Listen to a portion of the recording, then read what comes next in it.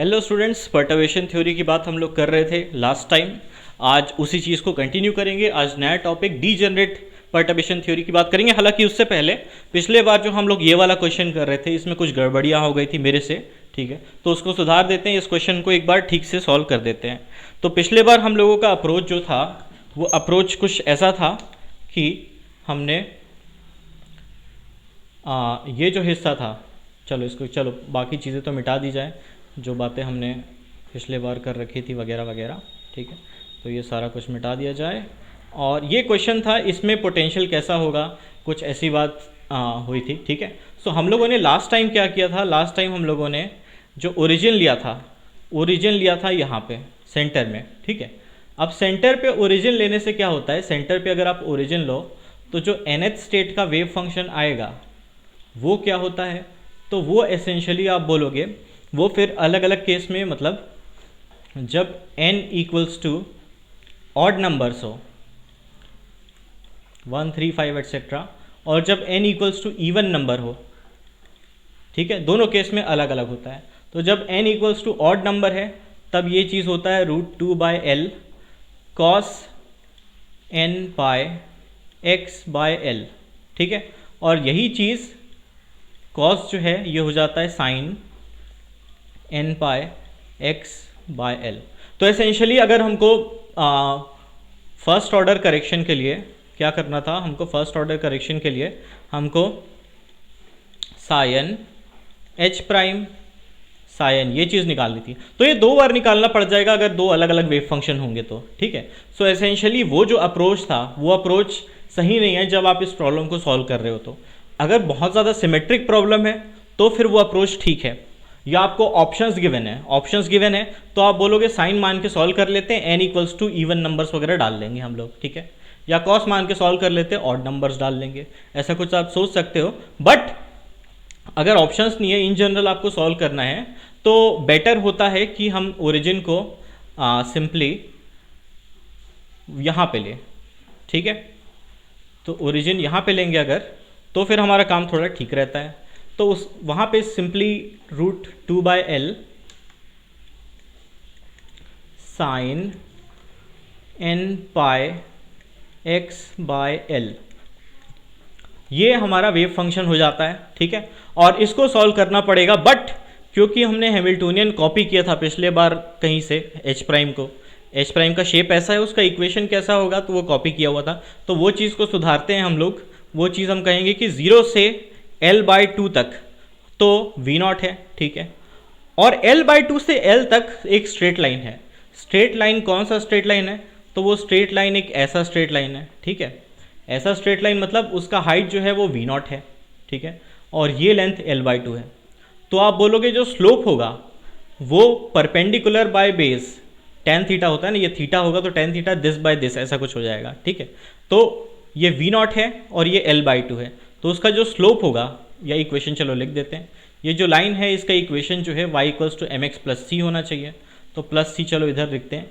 m की बात करें तो आप बोलोगे परपेंडिकुलर बाय दिस, तो ये जो रेशियो होगा यानी कि v0 अपॉन l/2, तो l/2 2 पर ले गए, ठीक है, ये हो जाएगा। बट क्योंकि ये स्लोप नेगेटिव है तो इसलिए यहाँ पे आ गया माइनस, ठीक है, प्लस सी। अब ये जो कांस्टेंट है इसकी वैल्यू क्या होनी चाहिए, ये कांस्टेंट होता क्या है स्ट्रेट लाइन में, तो ये होता है इंटरसेप्ट। इंटरसेप्ट मतलब जब ये जो लाइन है इसको अगर आप एक्सटेंड कर दो तो ओरिजिन पे यानी कि x इक्वल्स टू 0 पे ये कहाँ जाके हिट करेगा, वो चीज़ होती है c। और यहाँ पे ये हाइट अगर v0 है तो ये हाइट जो होगी, ये टोटल हाइट 2v0 होगी। तो इसका मतलब c जो है असल में 2v0 है, तो c जो है ये 2v0 है, ठीक है। तो इसी चीज़ को हम बोलेंगे h प्राइम, तो इसी चीज़ को यहाँ पे कॉपी कर देते हैं, 2v0 minus 2v0/l into x, ठीक है। ये सिस्टम हमारे पास है, ये है हमारे पास हैमिल्टोनियन h प्राइम। अब ये काम हमको करना है, ठीक है, अब ये काम करना है हमको, ठीक है। तो इसको सारा कुछ मिटा दिया गया। Psi n h prime psi n इसको निकालने की कोशिश करनी है अपने को, और इसको निकालने की कोशिश में चलो 0 से L/2 तक है V0, ठीक है। तो हमारा जो EN1 कह देते हैं इसको, ठीक है। 0 से साइन H प्राइम यानी कि V0, पहला हिस्सा बोल रहे हैं, साइन 0 से L/2 तक ये वाला हिस्सा हो गया, और फिर बाकी हिस्से के लिए प्लस 2V0 वाला पार्ट ले लेते हैं, साइन 2V0 साइन, ठीक है। कहाँ से कहाँ तक? L/2 से L तक, ठीक है। और माइनस 2V0/L बाहर निकाल लिए, अंदर बचा साइन x साइन। हालांकि ध्यान रखना है ये L/2 से L तक है, पूरे रेंज में नहीं है, ठीक है। तो इस चीज़ को ध्यान रखते हुए सॉल्व करना है।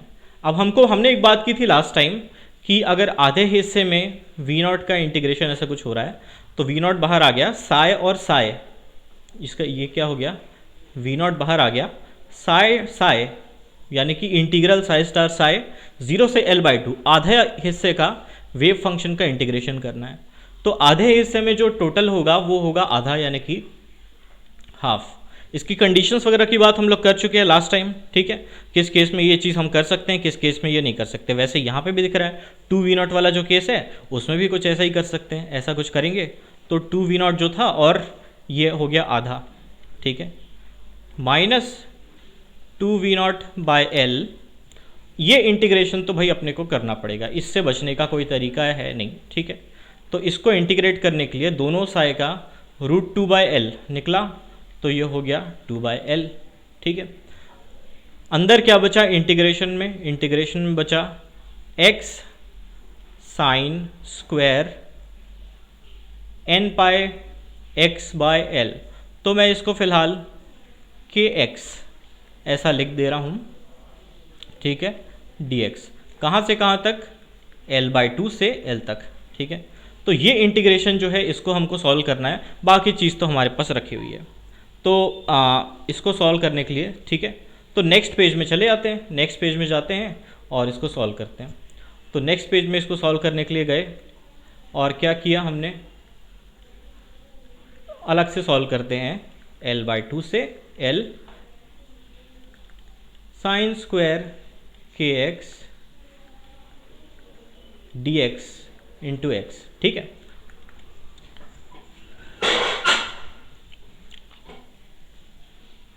x sine square kx dx, इस चीज़ को इंटीग्रेट करना है, ठीक है। और इसको इंटीग्रेट करेंगे कैसे? तो साइन स्क्वायर जहाँ पे भी आता है, ऐसा कुछ हम लोगों ने शुरुआती क्लासेस में भी किया था, तो वहाँ पे हम क्या करते हैं, साइन को हम लोग कन्वर्ट कर देते हैं 1 माइनस कॉस 2 kx बाई 2। तो बाई 2 को बाहर निकाल लिया हमने, वही इंटीग्रेशन करना है dx, ठीक है। और इसको इंटीग्रेशन को दोनों पार्ट्स में डिवाइड करेंगे, दो हिस्से में, तो ये बन जाएगा हमारे पास हाफ, और ब्रैकेट में बचा integral x dx minus integral x cos 2 kx dx, ठीक है। इसमें इंटीग्रेशन बाय पार्ट्स फॉर्मूला लगाते हैं, तो ये हो गया half integral x dx minus ये क्या हो जाएगा x cos, हाँ, तो ये हो जाएगा first function as such, second का इंटीग्रेशन करेंगे तो cos 2 के x का इंटीग्रेशन क्या होता है, cos का इंटीग्रेशन क्या होता है साइन। तो साइन 2 के x अपॉन x के साथ जो भी चीज़ लगी हुई है उसको डिनोमिनेटर में ले आए, ठीक है, माइनस इंटीग्रेशन ऑफ जो पहला फंक्शन था उसका डिफरेंशिएशन, x का डिफरेंशिएशन हो जाता है 1 इंटू यही चीज़ लिख देते हैं, साइन 2 के x बाय 2k कांस्टेंट है, वो किसी तरीके से कोई प्रॉब्लम क्रिएट हमारे लिए नहीं करने वाला, ठीक है। अच्छा, ये एक ब्रैकेट और है, एक ब्रैकेट और लगा दिया, ठीक है। हाफ, इसको सीधे इंटीग्रेट कर लो x स्क्वायर बाय 2, ठीक है, L/2 से L, लिमिट्स हमको याद रखनी है, L/2 से L है, ठीक है, माइनस ये क्या हो गया, ये हो गया x साइन के एक्स बाई 2k, तो x sine 2k x by 2k minus sine का इंटीग्रेशन क्या होता है, साइन का इंटीग्रेशन होता है माइनस कॉस, ठीक है। तो ये माइनस ऑलरेडी बाहर था, ये माइनस और देगा, ये प्लस माइनस की गड़बड़ी की तो दिक्कत हो सकती है, ठीक है।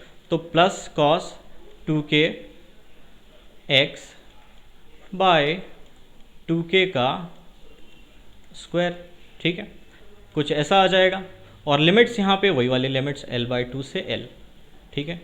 अब हमको क्या पता है, हमको पता है कि भाई k को हमने रखा था n पाई बाय L के बराबर, तो KL हो जाएगा n पाई के बराबर, ठीक है, और KL बाय 2 हो जाएगा n पाई बाय 2 के बराबर।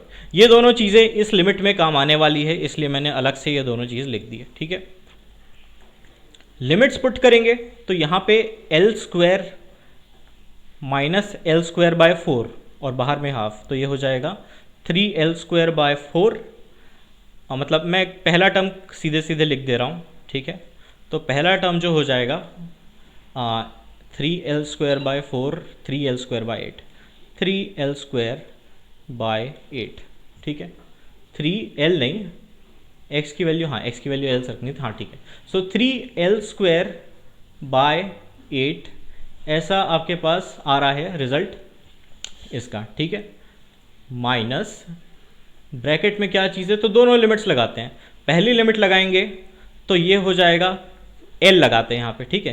तो 2KL यानी कि KL को रख दोगे आप n पाए, तो 2n पाए साइन 2n पाए, तो मैं नेक्स्ट पेज में लिख दूँ, ये इसको इरेज करो, ठीक, साइन 2n पाए। ये क्या होता है, n की वैल्यू 0, n की वैल्यू 1 रखो, साइन 2 पाए यानी कि साइन 0 यानी कि 0, तो साइन 2n पाए 0 ही होना है, ठीक है।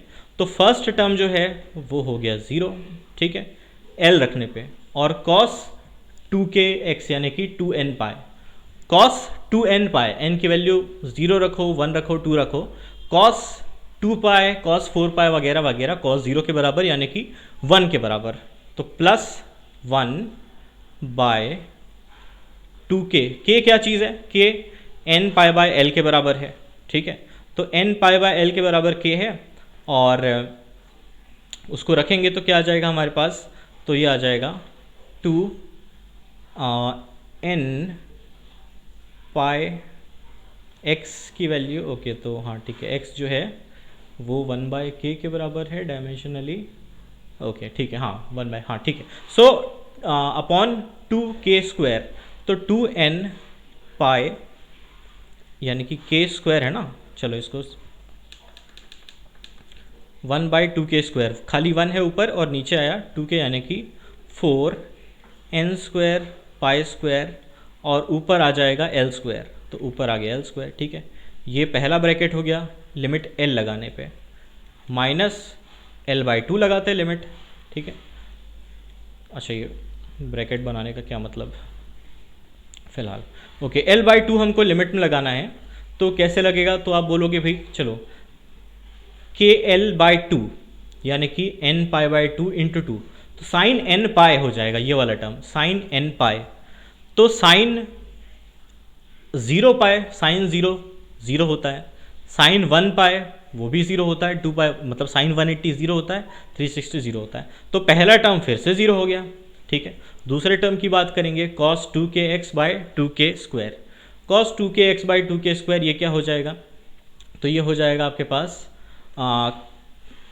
वही 2k x आपका हो जाएगा 2k x यानी कि 2k L/2, तो ये हो जाएगा n पाई, cos n पाई, ठीक है, cos n पाई, तो उसको देखना पड़ेगा अपने को, ठीक है। तो cos n पाई, cos n पाई ये जो चीज़ है, अगर n हो गया 1, cos पाई होता है -1, और n हो गया 0, तो cos पाई होता है +1, तो +1 -1 दोनों आ सकता है इसमें आंसर, ठीक है। n इक्वल्स टू 0 पे +1 आ रहा है, n इक्वल्स टू 1 पे -1 आ रहा है, n इक्वल्स टू 2 पे 4 पे +1 आ रहा है, 3 पे 5 पे -1 आ रहा है। तो एक तरीके से आप इसको बोल सकते हो -1 टू द पावर n, ठीक है, n पाई को। तो वही चीज़ को हम यहाँ पे रख देते हैं। तो -1 plus -1 to the power n upon 2k, यानी कि 2k स्क्वायर, ठीक है। तो वही ये चीज़ आ जाएगी हमारे पास 4n square pi square upon l square, ठीक है। दोनों को माइनस करना है एसेंशियली, ये पूरी चीज़ हमारे पास कॉमन आ गई और जो टोटल आंसर आएगा, इस चीज़ को चलो कॉपी कर देते हैं अगर, ठीक है। सो ये जो चीज़ है इसको अगर सिंप्लीफाई करें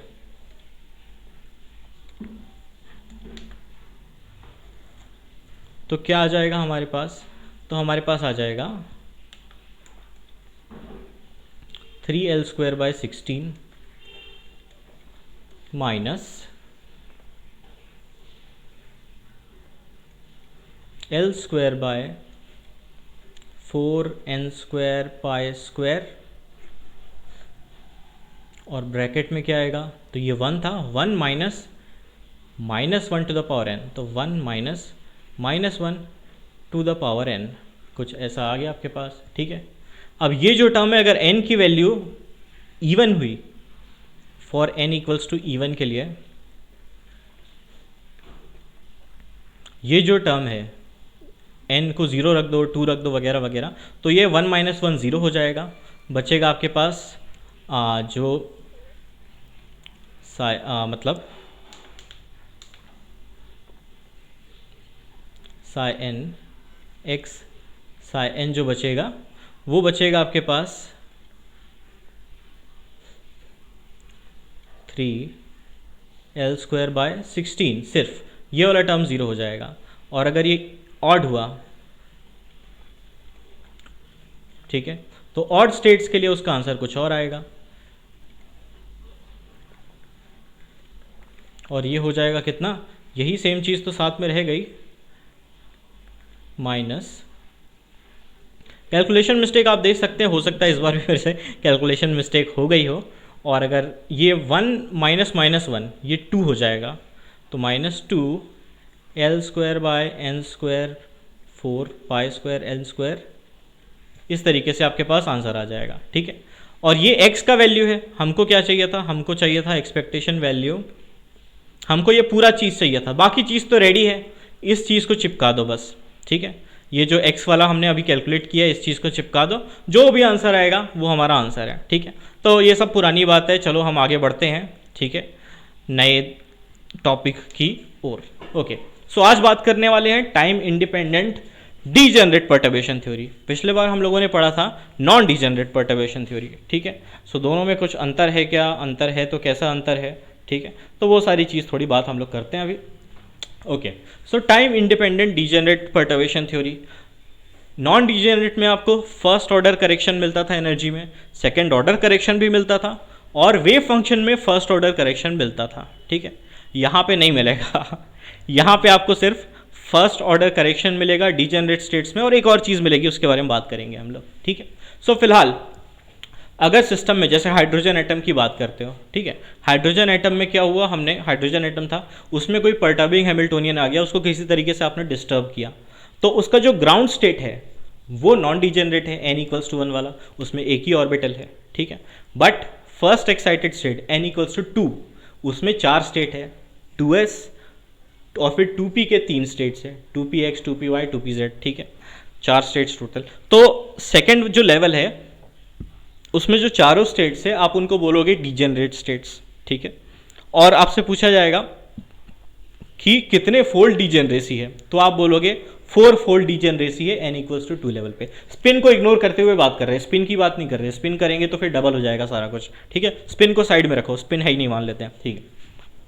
सो n इक्वल्स टू 2 केस के लिए डीजेनरेसी हो जाएगी 4, n इक्वल्स टू 3 केस के लिए डीजेनरेसी हो जाएगी 9, ठीक है। तो ग्राउंड स्टेट में अगर आपको एनर्जी करेक्शन चाहिए, वेव फंक्शन करेक्शन चाहिए, वेव फंक्शन करेक्शन मिल जाएगा, ठीक है। तो वो सब काम जो है वो पिछले पर्टर्बेशन थ्योरी के कॉन्सेप्ट से हो सकता था, बट जैसे ही आप डीजेनरेट स्टेट्स की बात करेंगे तो वो पिछला जो भी हमने पढ़ रखा है वो चीज़ वैलिड नहीं है। अब आपको यहाँ पे जो अभी पढ़ने वाले हैं उसको यूज़ करना पड़ेगा, ठीक है। तो डीजेनरेट स्टेट्स का एक सेट है, साई 1 साई 2 साई 3 साई 4 वगैरह वगैरह, जितने साई एफ फोल्ड डीजेनरेसी है तो एफ वेव फंक्शंस होंगे, ठीक है। हाइड्रोजन आइटम के केस में सेकेंड स्टेट में एफ की वैल्यू 4 होगी, डीजेनरेसी 4 फोल्ड है, ठीक है। करना क्या है, फर्स्ट ऑर्डर एनर्जी करेक्शन पता लगाने के लिए एक मैट्रिक्स बनानी है, डब्ल्यू मैट्रिक्स। डब्ल्यू मैट्रिक्स मतलब क्या चीज़ है? डब्ल्यू मैट्रिक्स के लिए आप कहोगे कि भाई एक ऐसी मैट्रिक्स है, खाली डीजेनरेट स्टेट्स का सेट हमने ले लिया, साई 1 साई 2 वगैरह वगैरह, ठीक है, और उनका एक मैट्रिक्स बना दिया। तो आप लोगों को याद होगा कोई भी ऑपरेटर होता है, ए डैगर हो गया, उसका ऑपरेटर को हमने मैट्रिक्स फॉर्म में बनाया है, L x L y L z, या पॉलीज एक्सक्लूजन प्रिंसिपल में पॉलीज मैट्रिसेस बनाया था, ठीक है, एस एक्स का मैट्रिक्स बनाया था। तो वो सारा जो मैट्रिक्स बनता है किसी ऑपरेटर के लिए कुछ वैसा काम है बट थोड़ा डिफरेंट है। वहाँ पे क्या होता है, वहाँ पे हर स्टेट के लिए ऑपरेटर को जितने पॉसिबल स्टेट है सिस्टम में उन सब के लिए लगाते हैं। यहाँ पे हम लोग को केवल एक सेट ऑफ डीजेनरेट स्टेट्स के लिए लगाना है, ठीक है। तो n इक्वल्स टू 2 की बात करेंगे, n इक्वल्स टू 2 वाले लेवल पे हाइड्रोजन एटम के लिए अगर आपसे कोई बोले कि आपको एनर्जी करेक्शंस निकालने हैं, ठीक है, तो n इक्वल्स टू 2 में 4 आइगन स्टेट्स है, उन्हीं 4 स्टेट्स का यूज़ करके आपको ऐसी मैट्रिक्स बनानी है, ठीक है। और इसका m, n वाला जो स्टेट है कोई आर्बिटरी, तो mth रो nth कॉलम, ये वाला जो एलिमेंट है वो कुछ ऐसा होगा, जो भी परटर्बिंग हैमिल्टोनियन आपको गिवन है उसमें m इधर n इधर, तो इससे आपका एक मैट्रिक्स बन जाएगा। सेकेंड स्टेट के लिए हाइड्रोजन एटम के n इक्वल्स टू 2 के लिए डीजेनरेसी कितने फोल्ड है, 4 फोल्ड, तो ये जो मैट्रिक्स बनेगी 4/4 मैट्रिक्स बन जाएगी। n इक्वल्स टू 3 के लिए 9 स्टेट्स है तो 9/9 मैट्रिक्स बनती, ठीक है। वैसा काम एग्जाम में हमको नहीं करना है तो डरने की कोई बात नहीं है, ठीक है। वैसे 4 वाला भी काम एग्जाम में अगर आपको करवाया गया मान लो बाय चांस, तो काफ़ी कुछ हिंट वगैरह ये वो गिवन रहेगा ताकि आपका काम थोड़ा आसान हो, ठीक है। तो ये काम करते हैं, हाँ ठीक। और नीचे लिखा हुआ है आइगन वैल्यूज़ ऑफ W जो है ये हमको फर्स्ट ऑर्डर एनर्जी करेक्शन देंगे जो चाहिए हमको, ठीक है। और आइगन स्टेट्स जो होंगे वो जीरोथ ऑर्डर करेक्शन देंगे वेव फंक्शन में। तो zeroth order correction wave function में इसका क्या मतलब है? फर्स्ट ऑर्डर करेक्शन तो समझ में आता था, तो बात करेंगे इसके बारे में। फिलहाल ये कंसेप्ट तो अपने को पता है। फर्स्ट ऑर्डर एनर्जी करेक्शन जो है, अच्छा एनर्जी क्या होती है हाइड्रोजन एटम में n इक्वल्स टू 2 के लिए, तो आप बोलोगे -13.6/n², ऐसा कुछ फॉर्मूला हमने पढ़ रखा है। n क्या है यहाँ पे 2 है, -13.6/4 ये ओरिजिनल एनर्जी है, ठीक है। इसमें हो सकता है कुछ एनर्जी बढ़ जाए, कुछ एनर्जी कम हो जाए, जो करेक्शंस है वो इस प्रोसेस से हमको मिलेंगे। डब्ल्यू मैट्रिक्स बनाओ, आइगन वैल्यूज़ निकालो, सारे एनर्जी करेक्शंस हमको मिल जाएंगे, ठीक है। ये मैथमेटिक काम करना है, इससे ज़्यादा काम अपने को नहीं करना है डीजेनरेट पर्टर्बेशन थ्योरी के लिए, ठीक है। और इसके लिए एक एग्जांपल मैं यूज़ कर लेता हूँ, एग्जांपल सॉल्व्ड एग्जांपल। इस एग्जांपल को आपको सॉल्व तो नहीं करना है क्योंकि बहुत भारी सॉल्यूशन है, ठीक है। तो इसको बोलते हैं स्टार्क इफेक्ट। स्टार्क इफेक्ट क्या चीज़ है? हाइड्रोजन एटम है तो ये एटम है। अब एटम के लिए आप बोलोगे बीच में न्यूक्लियस होता है, बाहर इलेक्ट्रॉन घूम रहा होता है, ये बोर मॉडल है, ये गलत मॉडल है, पुराना मॉडल है। उस चीज़ को यूज़ हम लोग कर लेते हैं, लिख लेते हैं, पर वो उसका वास्तविकता से कोई संबंध नहीं है, ठीक है। तो वास्तविकता में कैसा है, तो कुछ फजी टाइप का होता है, ठीक है। बट ये फजी टाइप का एक हाइड्रोजन एटम है और उस पर बाहर से इलेक्ट्रिक फील्ड लगा दी एप्सिलॉन के बराबर, ठीक है। अब बाहर से इलेक्ट्रिक फील्ड लगा दी तो इलेक्ट्रॉन जो है रिपेल होगा, अट्रैक्ट होगा, कुछ उसमें चेंजेस आएंगे, ठीक है। तो वो चेंज कैसा होगा और वगैरह वगैरह, ठीक है। तो एसेंशियली आप क्या कर रहे हो, जब आप बाहर से फील्ड लगा रहे हो तो इलेक्ट्रॉन पे चार्ज है E, ठीक है। उस पर फोर्स कितना लगा? फोर्स लगा QE के बराबर, तो E इंटू ई, इतना फोर्स उस पर लगा। Force into displacement, Z direction में ही अगर इलेक्ट्रिक फील्ड था तो Z डायरेक्शन में जो भी डिस्प्लेसमेंट होगा वो चीज़ force into displacement work done type की चीज़ होती है, ठीक है। तो माइनस वगैरह वो सब हमने डायरेक्शन के हिसाब से एडजस्ट कर दिया है। Z डायरेक्शन में इलेक्ट्रिक फील्ड है, इलेक्ट्रिक फील्ड के अपोजिट डायरेक्शन में फोर्स लगता है, -E इंटू ई, Z के मतलब चलो फोर्स की बात मैं बता देता हूँ, ठीक है। तो इलेक्ट्रॉन की हम बात कर रहे हैं, इलेक्ट्रॉन में जो फोर्स लगेगा वो लगेगा E इंटू एप्साइलन के बराबर, चार्ज इंटू इलेक्ट्रिक फील्ड। और किस डायरेक्शन में लगेगा? अगर जेड कैप डायरेक्शन में इलेक्ट्रिक फील्ड है तो इलेक्ट्रॉन है वो अट्रैक्ट होगा, उल्टे डायरेक्शन में लगेगा। और जो पोटेंशियल होता है वो होता है integral minus of F dot D R, ठीक है।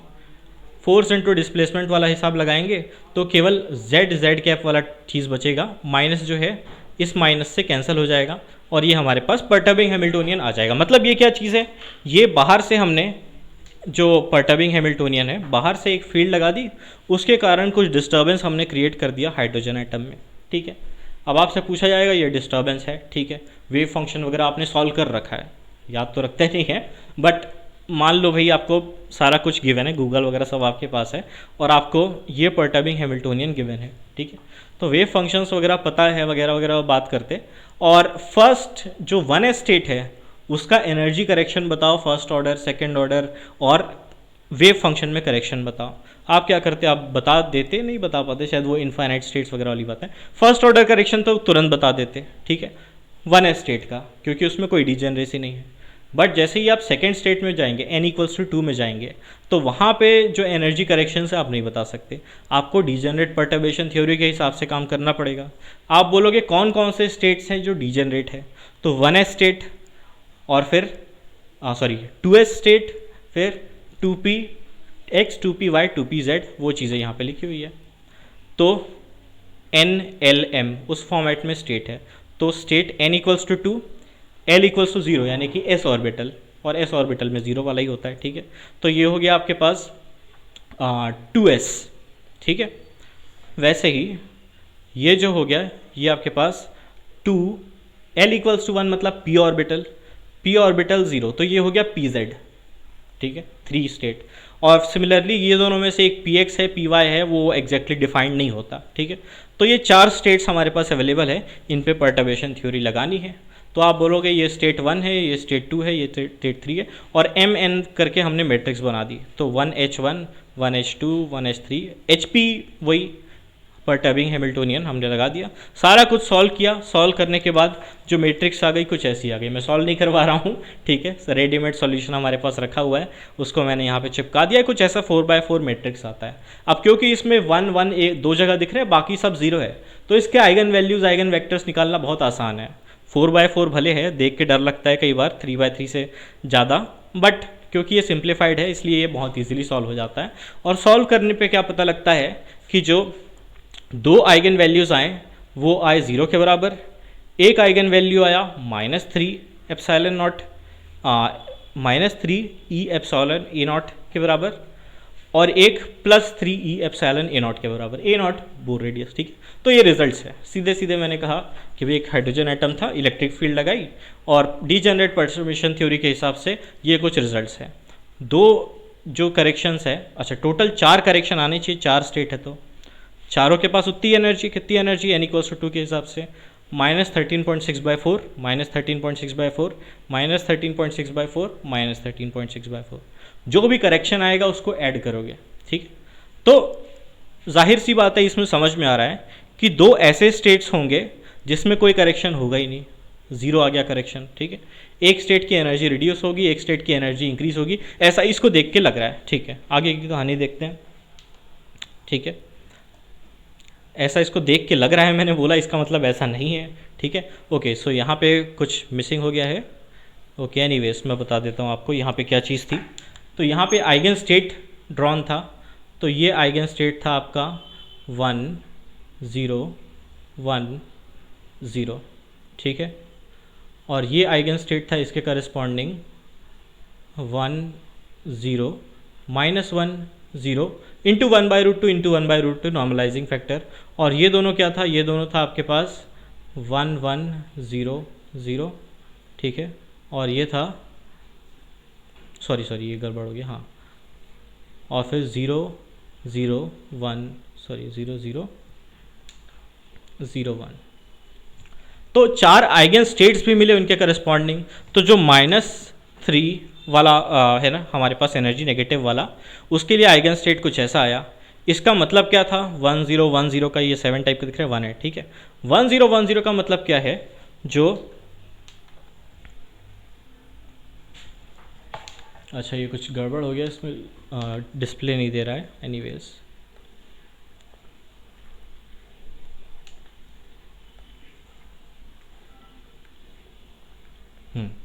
तो ये 1 जो स्टेट है ये असल में क्या चीज़ है, ये 1 स्टेट 1 1 2 3 3 जीरोज़ है। सेकेंड स्टेट जो है ये वेक्टर फॉर्म में 0 1 0 0, ठीक है, ये है 0 0 1 0 इसके बराबर है, और ये है 0 0 0 1, ठीक है। यही बेसिस हम मानते हुए ये सारा मैट्रिक्स वगैरह वाला काम करते हैं। हम बोल देते हैं वो जो स्टेट है असल में हिल्बर्ट स्पेस में एक यूनिट वेक्टर है, वो यूनिट वेक्टर कुछ इस तरीके से रिप्रेजेंट किया गया है, ठीक है। तो अब आइगन स्टेट जो आ रहे हैं वो इनके मिक्सचर के फॉर्म में आ रहे हैं किसी तरीके से, और वो मिक्सचर कैसा है, वो मिक्सचर है, तो वो मिक्सचर जो है एसेंशियली क्या दिखा रहा है आपको, 1 0 1 0। इसका मतलब क्या है, 2 0 0 स्टेट और 2 1 0 स्टेट, यानी कि फर्स्ट और जो थर्ड स्टेट था, फर्स्ट और थर्ड स्टेट, यानी कि ये जो फर्स्ट स्टेट है 2 0 0 और थर्ड स्टेट है 2 1 0, ये दोनों का मिक्सचर आ रहा है आपका पहला आइगन स्टेट। पहला eigen state in the sense जो लोएस्ट एनर्जी वाला आइगन स्टेट है -3 वाला, वो इसके बराबर आ रहा है, ठीक है, और जो +3 वाला आइगन स्टेट है वो इसके बराबर आ रहा है, ठीक है। इसका मतलब क्या है, इसका मतलब ये है, अच्छा इसका चलो इसका मतलब इस तरीके से भी देखते हैं। तो 4 एनर्जी लेवल्स शुरू में थे जिनकी वैल्यू E2 के बराबर थी, E2 मतलब -13.6/4, ठीक है। तो ये चारों 4 स्टेट्स ऐसे थे। अब उसमें क्या हुआ, उसमें ये हुआ कि 2 स्टेट्स वैसे के वैसे रहेगा, उनमें कोई चेंज नहीं आया, और 2 स्टेट्स जो है उनका लेवल जो है कम हुआ एक का और एक का ज़्यादा हुआ, ठीक है। आप पूछोगे कौन सा स्टेट जो है वो वैसे का वैसा रह गया, उसका एनर्जी में कोई चेंज नहीं आया, तो आप बोलोगे ये वाला स्टेट और ये वाला स्टेट, यानी कि 2 1 1 और 2 1 -1, यानी कि Px और Py, ये दोनों स्टेट जो है इनकी एनर्जी पहले जैसी थी अब भी वैसी रह गई, ठीक, इनमें कोई चेंज नहीं आया। पर एक स्टेट है जिसमें एनर्जी कम होनी चाहिए, एक स्टेट है इसमें एनर्जी ज़्यादा होनी चाहिए। आप पूछोगे कौन सा स्टेट है, 2s वाला है या 2pz, ये दोनों स्टेट बचे हुए हैं।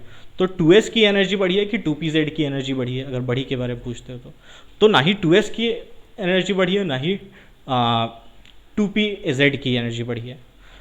ये दोनों स्टेट के किसी सुपर पोजिशन की ये जो स्टेट है दोनों को मिला के बन रहा है, इसकी एनर्जी ओवरऑल बढ़ गई है, बढ़ के हो गई है E2 प्लस जो भी करेक्शन आया है 3E एप्सिलॉन, ठीक है।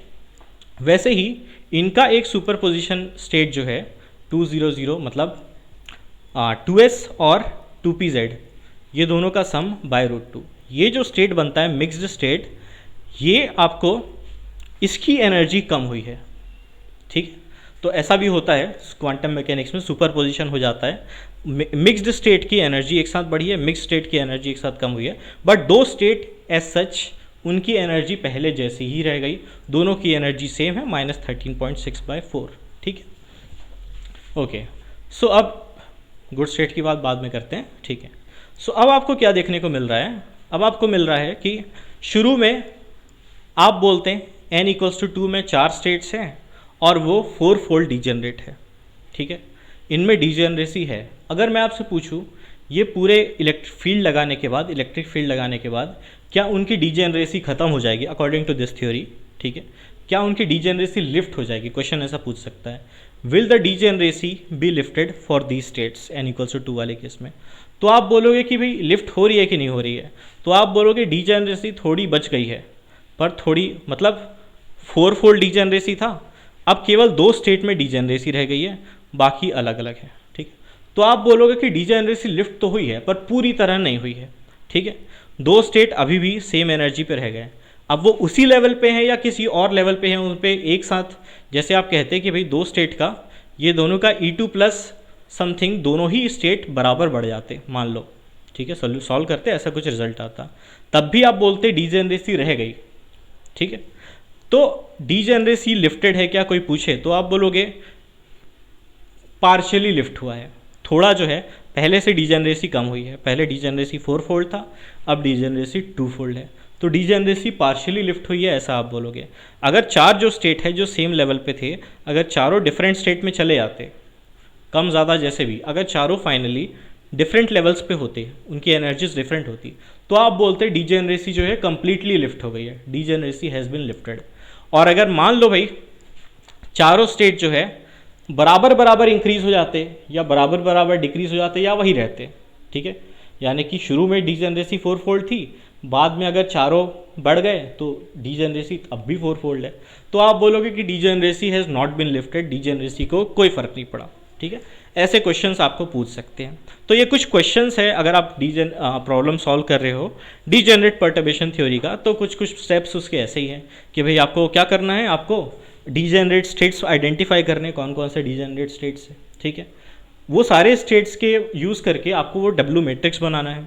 डब्ल्यू मैट्रिक्स बनाओगे, उसके आइगन वैल्यूज से आपको पता चलेगा कि क्या क्या करेक्शंस आने वाले हैं, ठीक है। अब वो क्या क्या करेक्शन किस स्टेट के लिए हैं ये आपको नहीं पता, वो पता चलेगा आइगन स्टेट्स निकालने से।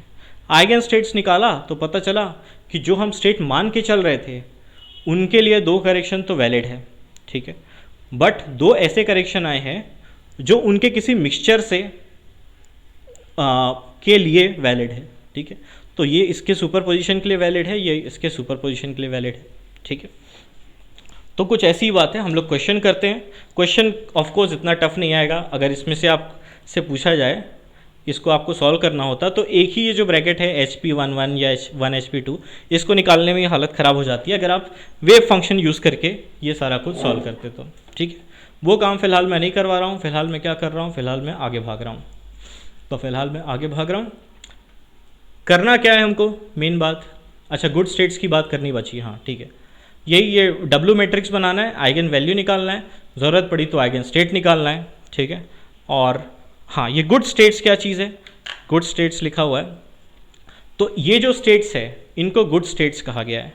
यानी कि अगर हमने शुरू में क्या कहा था कि भाई 200, 210, 211 और 21-1, ये चारों जो स्टेट है, इन चारों स्टेट से हम स्टार्ट करते हैं, चारों डीजेनरेट स्टेट्स हैं, ठीक है, और इनको स्टार्ट करके हम सारा थ्योरी लगाते हैं, ठीक है।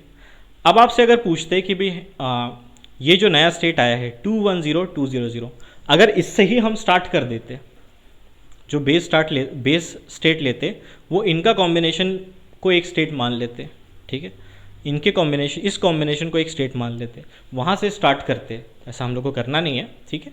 तो ये जो डीजेनरेट पर्टर्बेशन थ्योरी लगाने की ज़रूरत पड़ी है, ये ज़रूरत नहीं पड़ती।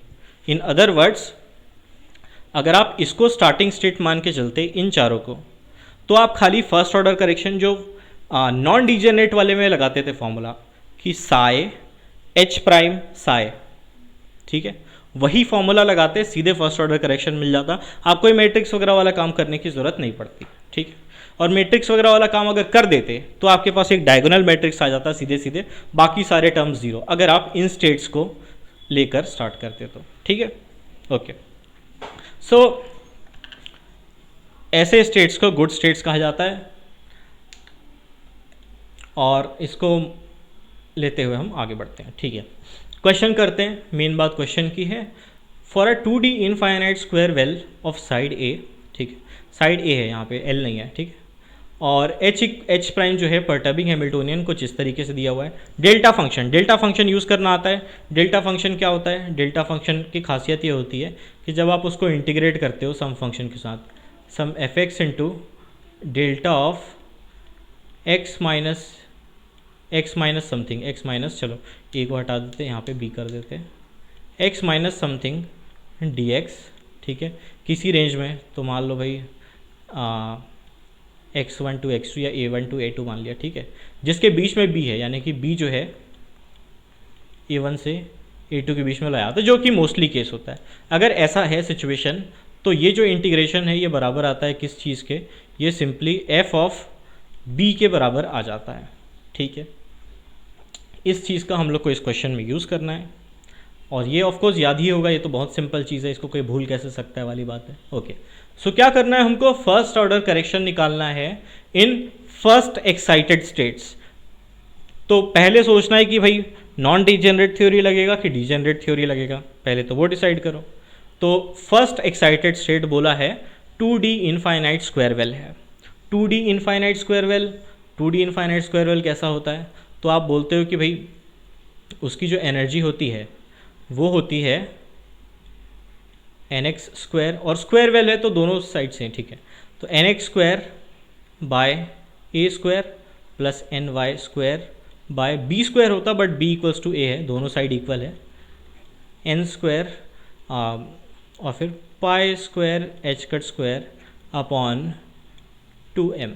इस तरीके से एनर्जी होती है, ठीक है, दो n वाले टर्म्स आते हैं, और फिर nx और ny की अलग अलग वैल्यूज़ के लिए एनर्जीज बनती है, ठीक है। तो आप बोलोगे कि भाई एनर्जी बताना है हमको nx की वैल्यूज़, तो nx की और ny की जो वैल्यूज़ है उसके हिसाब से टोटल एनर्जी बनेगा, ठीक है।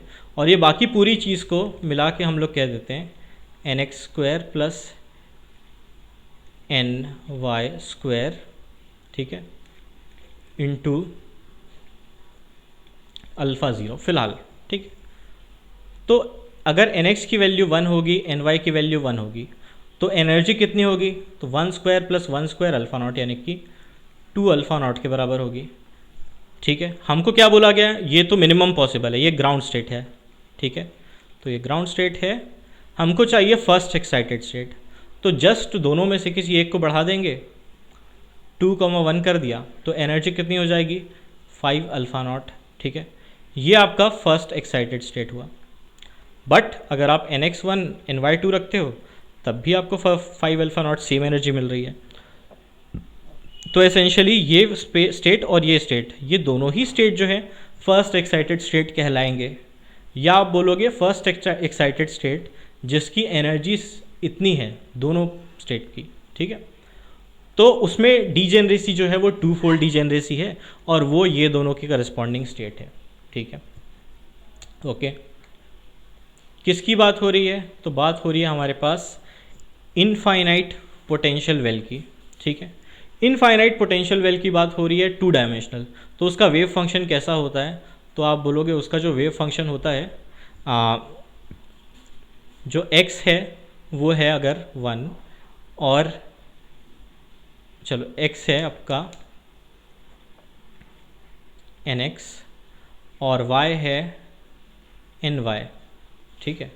तो उसका जो वेव फंक्शन होगा, आइगन स्टेट होगा, वो होगा सिंपली 1D में जो x का वेव फंक्शन होता है जब आप उसमें nx लगा दो, इनटू, ये किया था हम लोगों ने कार्टेशियन वाले में, खाली वेव फंक्शंस मल्टीप्लाई हो जाते हैं, तो वही हम करते हैं फाई एन वाई, ये जनरली होता है, ठीक है। इन जनरल nx क्या चीज़ है, हाँ, और ये क्या चीज़ होती है, ये जो आइगन स्टेट होता है, तो आप बोलोगे √2/a साइन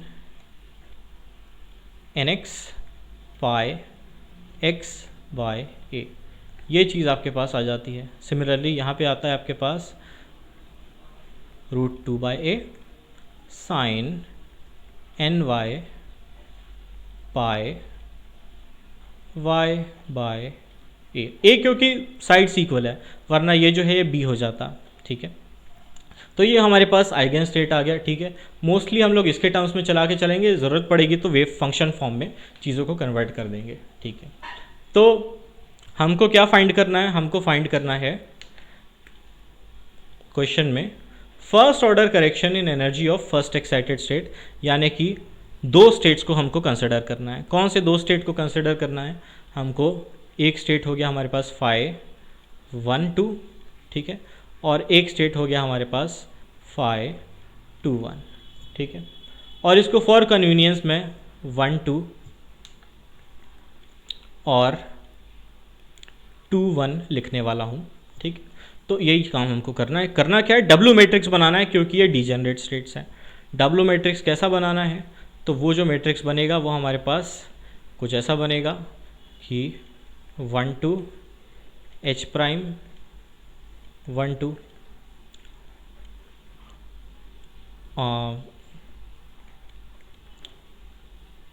2 1 एच प्राइम 1 2, ठीक है। यहाँ पे आ जाएगा आपके पास 1 2 एच प्राइम 2 1, और यहाँ पे आ जाएगा 2 1 एच प्राइम 2 1, ठीक है। ये डब्ल्यू मैट्रिक्स बनाना है हमको, बनाते हैं। 1 2 एच प्राइम 1 2, ये कितना होगा? अच्छा ठीक है, ये थोड़ा ये लंबा क्वेश्चन हो जाएगा। जैसे ही आपको डीजेनरेट परटर्बेशन थ्योरी की बात मिलती है, चांसेस अच्छे होते हैं कि क्वेश्चन जो है वो लेंदी हो जाए। आजकल ऐसे क्वेश्चन आ रहे हैं नेट वगैरह में, ठीक है। और एच प्राइम क्या था हमारे पास? एच प्राइम था डेल्टा फंक्शन। तो सारा कुछ लिख देते हैं एक्सपैंड करके और इंटीग्रेशन अलग अलग कर देते हैं, क्योंकि एक्स वाला हिस्सा और वाई वाला हिस्सा इंडिपेंडेंट है, तो उसका फ़ायदा हमको मिलने वाला है। और ये दोनों का वेव फंक्शन है। एसेंशियली क्या हो गया आपके पास? ये हो गया हमारे पास लैम्डा, एक्स वाला जो हिस्सा था तो वो 1 आ जाएगा, 1, एक्स वाला हिस्सा 1 है, ठीक है। और into delta x minus A by 4 था, ए बाय 4 ए बाय 3, ठीक है। तो x minus A by 4, H prime को रख दिया हमने, और ये x वाला हिस्सा 1 का, फिर y है 2 के बराबर, तो डेल्टा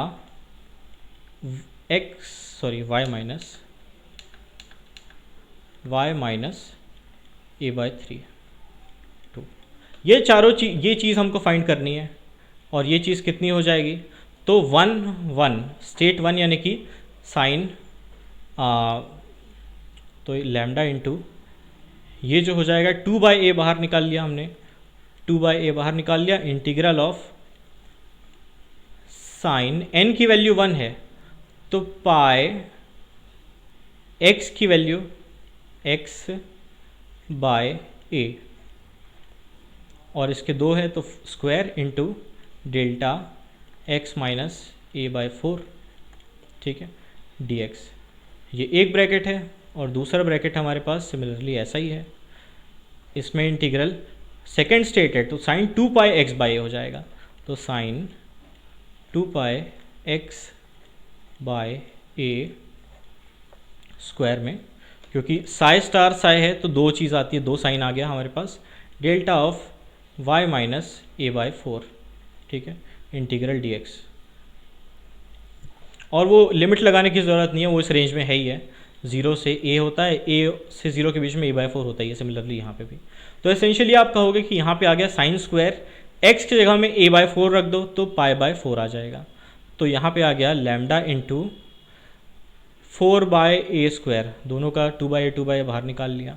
यहाँ पे बचेगा आपके पास sine square x by pi by 4 into sine square,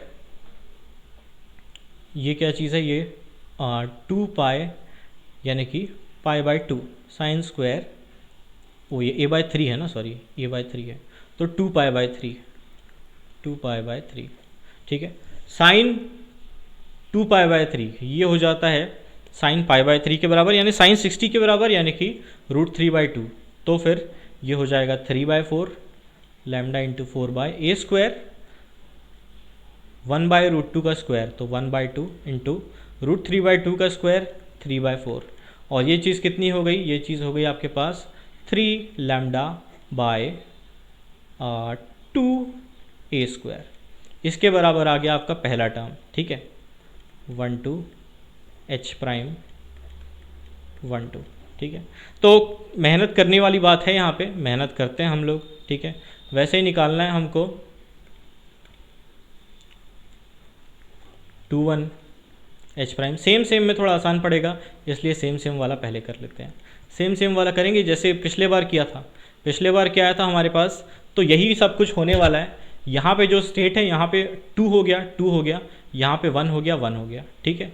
तो 2 इंटू, तो यहाँ पे 2 पाई बाय 4 आ जाएगा और यहाँ पे सिर्फ पाई बाय 3 होगा। तो सारा कुछ same, lambda into 4 bye a square, ठीक है, कॉपी किया। यहाँ पे साइन पाई की जगह 2 पाई था, डबल था, और यहाँ पे इसका हाफ, तो पाई बाय 4 का डबल पाई बाय 2, ठीक है। तो ये हो गया sine square pi by 2, sine square 2π/3 का हाफ π/3, तो कोई फ़र्क नहीं पड़ा, ठीक है। तो एसेंशियली जो बाय 2 वाला फैक्टर था वो नहीं आया, और फिर यहाँ पे बचा सीधे 3λ/a² बाय 2 नहीं आया, ठीक है। अब ये सेम स्टेट था तो इजी था, डिफरेंट स्टेट वाला है थोड़ा मुश्किल हो सकता है। नए पेज में करते हैं उसको, तो नए पेज में करेंगे 1 to h'(2 1), ठीक है। 1 to h'(2 1) ये क्या हो जाएगा, तो आप बोलोगे एसेंशियली लैम्डा बाहर निकला हमारे पास, ठीक है। ये स्टेट 1 हो गया डेल्टा, और फिर ये स्टेट 2 हो गया x वाला, तो x - a/4, ठीक है, a/4। और सिमिलरली यहाँ पे जो है 2 स्टेट आएगा delta x - a/3, y - a/3 sorry, और यहाँ पे फर्स्ट स्टेट, ठीक। लैम्डा 4/a² बाहर निकाल लिया, अंदर बचा केवल इंटीग्रल। अब यहाँ पे दो इंटीग्रल है, साइन πx/a, साइन 2πx/a, सीधे इंटीग्रेट करके लिखते हैं ना। खाली हमको साइन लेना है, और 1 के जगह में क्या आया था, जैसे देख लेते हैं ना पीछे वाले केस में, साइन 1 के जगह में हमारे पास πx/a यानी कि π/4 आया था, 2 के जगह में इसी के केस में π/2 आया था, ठीक है। तो यहाँ पे आ जाएगा, सॉरी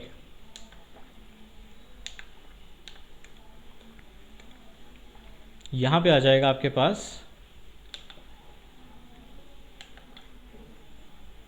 1 की जगह में, तो ये आपके पास आ गया साइन π/4, ठीक है। 2 के जगह में साइन 2π/4 यानी कि π/2, ठीक है, ये इसका हो गया। और सिमिलरली इसका हो गया साइन, पहले 2π/3 आया था, फिर π/3, तो 2π/3 इंटू साइन π/3। तो अगर पीछे थोड़ा काम कर रखा है इंटीग्रेशन का, तो उसका यूज़ करते हुए हम लोग आगे बढ़ गए।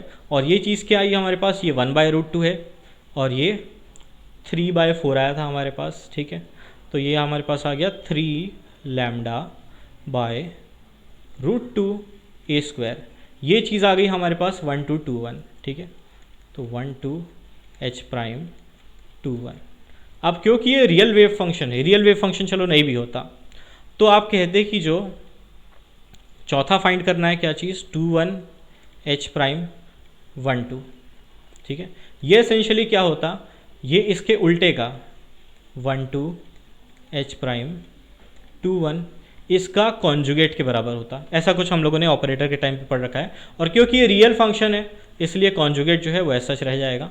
तो 3λ/2a², लैम्डा को रियल मान लेते हैं, ठीक है, कोई कॉम्प्लिकेशन हम आगे नहीं लेके जा रहे, ओके। सो अब जो W मैट्रिक्स बनेगा वो कैसा बनेगा, तो W मैट्रिक्स में, तो जो W मैट्रिक्स होगा वो आपके पास बन जाएगा, तो डायगोनल एलिमेंट्स जो है वो आपके पास है 3λ/√2a², सॉरी डायगोनल नहीं, ऑफ डायगोनल एलिमेंट्स, जो अलग अलग वाले थे ऑफ डायगोनल, 3λ/√2a², ठीक है, 3λ/√2a²। अब आप सोच रहे होगे कि भाई इतना बड़ा क्वेश्चन है, इतना बड़ा क्वेश्चन एग्जाम में कौन करेगा, मेरे को डिजेनरेट का क्वेश्चन मिलेगा, मैं छोड़ दूंगा। तो नेक्स्ट क्वेश्चन जो है वो थोड़ा इजी क्वेश्चन आने वाला है, तो तब तक के लिए थोड़ा सब्र कर सकते हो, ओके, ठीक है। सो हमारे पास 1 to 1 2 के लिए 3λ/2a² आया था, 2 1 2 1 के लिए 3λ/a² आया था। तो ये चीज़ पुट कर देते हैं, तो 3λ/2a², 3λ/a², कुछ चीज़ें कॉमन निकाल लो, कुछ चीज़ें क्या कॉमन निकाल लो, तो निकाल लो 3λ/2a², ये कॉमन निकाल लिया, तो क्या बचा, यहाँ पे 1 बचा, यहाँ पे 2 बचा, यहाँ पे √2 बचा, यहाँ पे √2 बचा, ठीक है। Degenerate perturbation theory, W matrix आ गया, आइगन वैल्यूज़, आइगन केट्स हमको निकालने हैं, तो आइगन वैल्यूज़ निकालने के लिए सिंपली 1 - λ 2 - λ, तो ये हो जाएगा आइगन वैल्यूज़ निकालने के लिए 1 - λ इंटू 2 - λ माइनस √2 इंटू √2 यानी कि 2 = 0। तो इसको एक्सपेंड करेंगे, यहाँ पे देख रहे हो 2 आ रहा है और ये इस 2 से कैंसिल हो जाएगा, मतलब 2 minus 3 lambda plus lambda square और ये माइनस 2 जो बचा था इक्वल्स टू 0। ये दोनों 2 कैंसिल हो गया, lambda square minus 3 lambda equals to 0, lambda square minus 3 lambda equals to 0। तो लैम्डा आ गया आपके पास, एक 0 आ गया और एक 3 आ गया, ठीक है। ये जो बाहर छोड़ के आए थे उससे मल्टीप्लाई कर लेंगे तो लैम्डा आ जाएगा हमारे पास, वो एक्चुअल वैल्यू है जो बाहर छोड़ा था, मल्टीप्लाई कर लेंगे तो ये आ गया 0, 9 लैम्डा बाय 2a²। ये दोनों एनर्जी करेक्शंस है दोनों एक स्टेट्स में। आइगन स्टेट्स आप निकालेंगे, उसके हिसाब से आपको पता चलेगा कि जो गुड स्टेट्स है वो क्या चीज़ है और किस मिक्सचर से वो गुड स्टेट्स बने हुए, कौन सी जो मिक्सचर है वो लिफ्ट हुई है, कौन सा एक मिक्सचर जो आप देखोगे वहीं रह गया, एक मिक्सचर लिफ्ट हो गया, ठीक।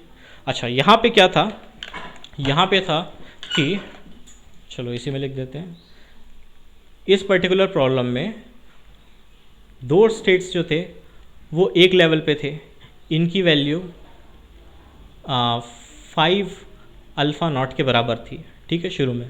अब क्या हो गया, अब इसमें से एक पे कोई करेक्शन नहीं हुआ, इसमें से एक पे नहीं, किसी एक स्टेट पे, मिक्स्ड स्टेट पे कोई करेक्शन नहीं है, और कोई एक स्टेट है वो रेज हो गया by this thing.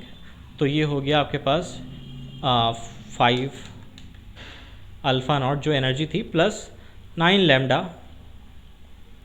Bye 2a², इसके बराबर हो गया, ठीक है। और ये ओरिजिनल एनर्जी के बराबर एक स्टेट, एक मिक्सचर जो है वो रह गया। इसकी गुड स्टेट्स आपको निकालने हैं वो आप निकालिए। ये कौन सा स्टेट है एग्जैक्टली, ये दोनों में से कौन से 2 स्टेट्स थे हमारे पास, तो एक था 1 2 और एक था 2 1। इनमें से कौन सा स्टेट है दोनों में से जिसकी एनर्जी वही रह गई, और इनमें से कौन सा स्टेट है दोनों में से जिसकी एनर्जी बढ़ गई। तो ये गलत क्वेश्चन है। आप बोलोगे कि भाई ऐसे हम नहीं बता सकते, हमको आइगन स्टेट्स निकालने पड़ेंगे इसके, और वो जो मिक्सचर बनेगा उसमें से एक मिक्सचर जो होगा 0 के करस्पॉन्डिंग वो वहीं रह गया, एक मिक्सचर जो होगा इस वैल्यू के करस्पॉन्डिंग वो ऊपर चढ़ गया, ठीक है। तो ऐसी कुछ बात हम लोग कर पाएंगे। नेक्स्ट क्वेश्चन बहुत सिंपल है, शायद क्या, इसमें खाली फॉर्मूला लगाना है। इसमें मैट्रिक्स देख के अगर आप डर गए ना तो वहीं आपकी दिक्कत हो जाएगी, अदरवाइज कुछ है नहीं इस क्वेश्चन में। तो ये क्वेश्चन क्या गिवन है, हैमिल्टोनियन कुछ इस तरह का है, एप्सिलॉन की वैल्यू बहुत कम है, यानी कि एप्सिलॉन वाला जो हिस्सा है वो परटर्बेशन वाला हिस्सा है, ठीक है। Find first and second order energy correction in the energy of non degenerate state, find first order correction in the energy of degenerate states. तो दोनों की बात करेंगे, पहले हम पार्ट 2 सॉल्व करते हैं, first order correction in energy of degenerate states, ठीक है। तो एसेंशियली यहाँ पे क्या चीज़ है हमारे पास, यहाँ पे हैमिल्टोनियन V0 1 0 0 0 1 0 और 0 0 2, ठीक है, प्लस V0 एप्सिलॉन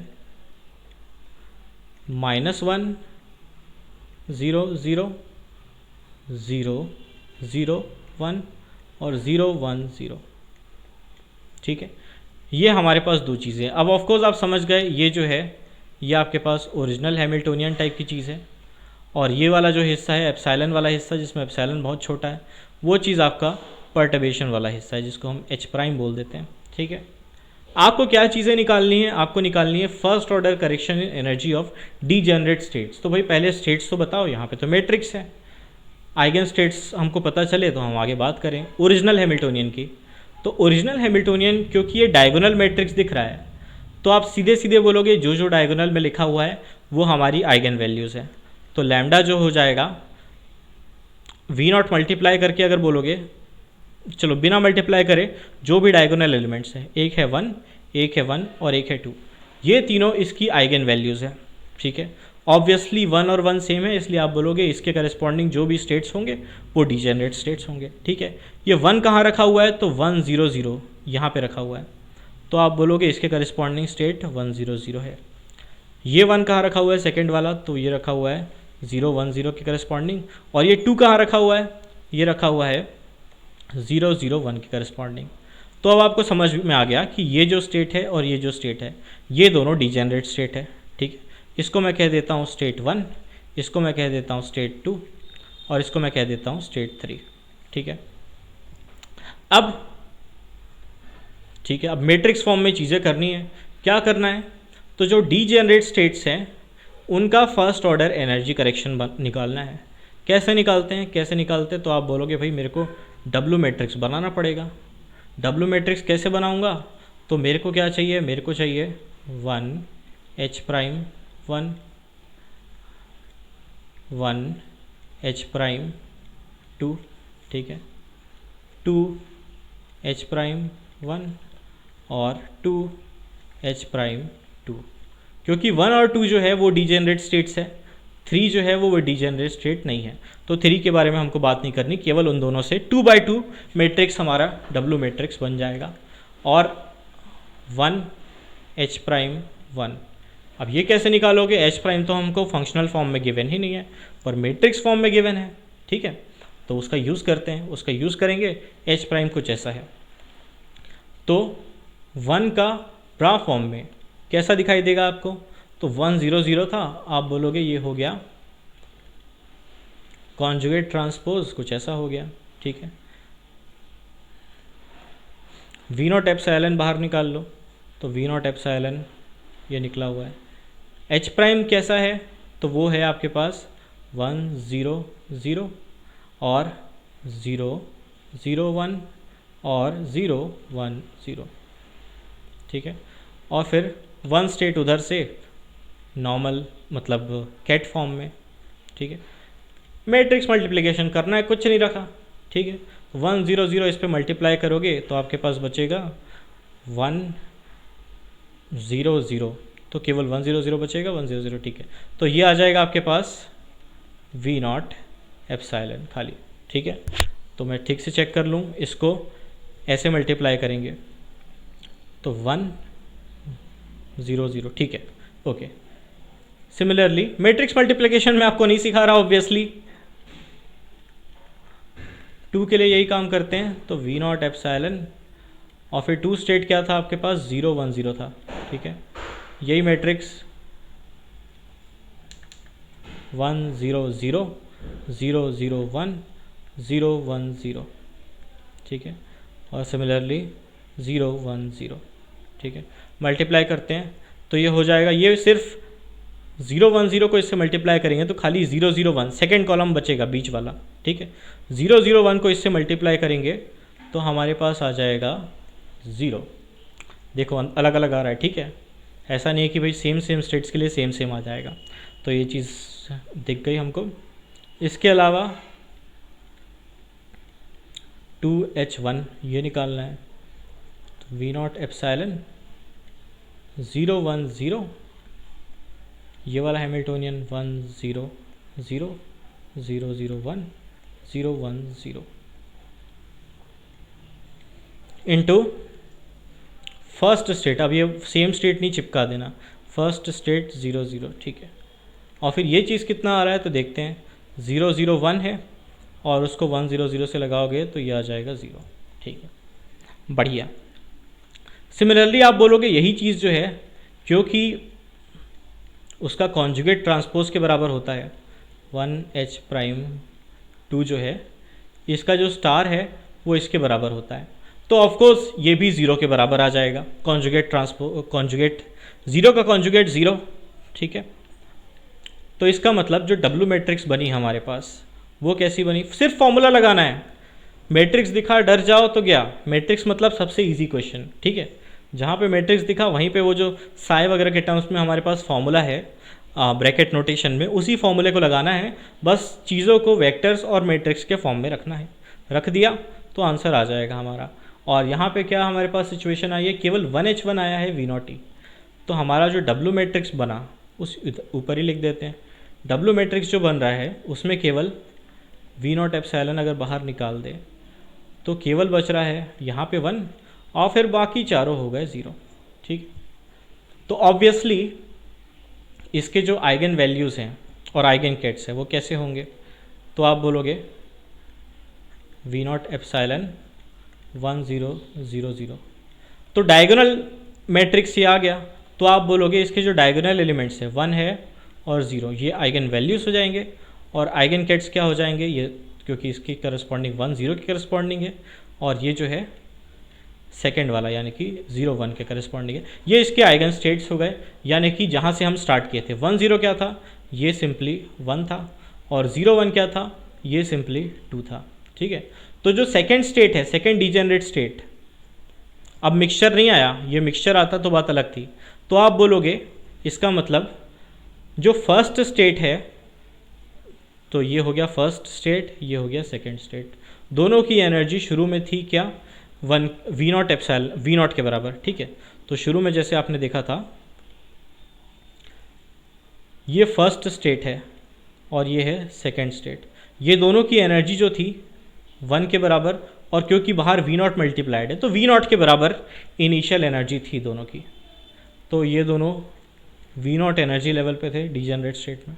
अब क्या हुआ, अब ये हुआ कि 1 पे आइगन वैल्यू क्या आ रही है 1, तो बाहर जो भी चीज़ें मल्टीप्लाई कर लो ये हो जाएगा वी नॉट एप्सिलॉन नॉट, और इसको 0 से मल्टीप्लाई करोगे तो 0 ही आएगा। ठीक है, तो जो 1 के करस्पॉन्डिंग स्टेट था, इसको कह दिया मान लो, तो ये जो फाइनली अब जो स्टेट बनेगा वो हो जाएगा v naught plus v naught epsilon, ये वाला करेक्शन जुड़ गया 1 में। ठीक है, और 2 में क्या करेक्शन जुड़ा, 2 में कोई करेक्शन नहीं जुड़ा, तो ये हो गया सिंपली पहले जैसा रह गया इसकी। हाँ, और अगर आपसे अब पूछा जाए क्या इनकी डीजेनरेसी लिफ्ट हुई, तो आप बोलोगे हाँ डीजेनरेसी लिफ्ट हो गई।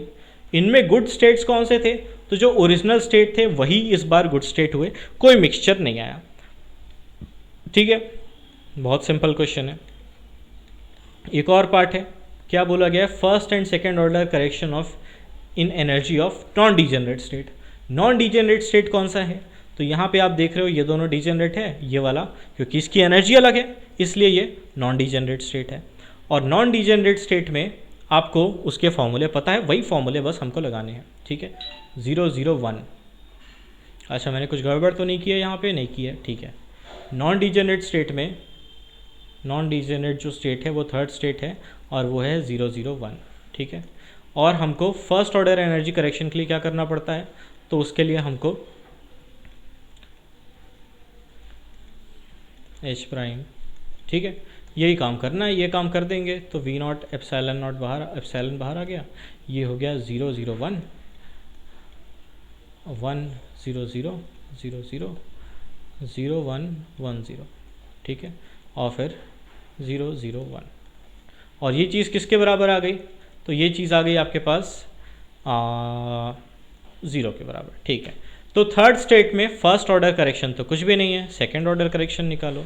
Second order correction degenerate case में नहीं निकाल सकते, इसका फॉर्मूला क्या होता था, कुछ सिग्मा आता था, m naught equals to n।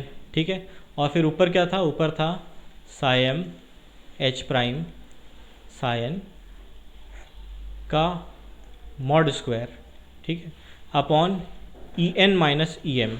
ठीक है, तो m दूसरा स्टेट है, 13 घटा। ठीक है, वही काम हमको करना है। दूसरे कितने स्टेट्स हैं यहाँ पे, 3 के अलावा तो 2 स्टेट्स है, एक है 2 एक है 1। ठीक है, दोनों का हमको कुछ हैमिल्टोनियन निकालना है। ठीक है, तो एसेंशियली हमको क्या निकालना है, 1 h प्राइम 3 और 2 h प्राइम 3, ये दोनों हमारे काम के साइड में निकाल लेते हैं। तो 1, चलो सीधे सीधे लिखते हैं, तो 1 यानी कि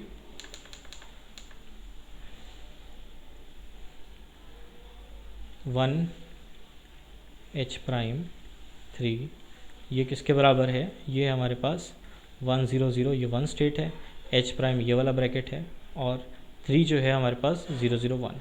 ठीक है, सिमिलरली और ये चीज़ किसके बराबर हो जाएगा, तो 1 0 0 1 0 0, तो पहला 1 0 0 बचेगा, ये हो जाएगा 0। ठीक है, सिमिलरली 2 h प्राइम 3, मैं सीधे सीधे कर रहा हूँ काम, फास्ट। ठीक है, ये स्पीड आपकी आ जाए तो बहुत बढ़िया, नहीं आए तो भी कोई दिक्कत नहीं। तो यहाँ पे आपके पास था 1 0 0 0 0 0 1 1 0, और फिर यहाँ पे थर्ड स्टेट 0 0 1।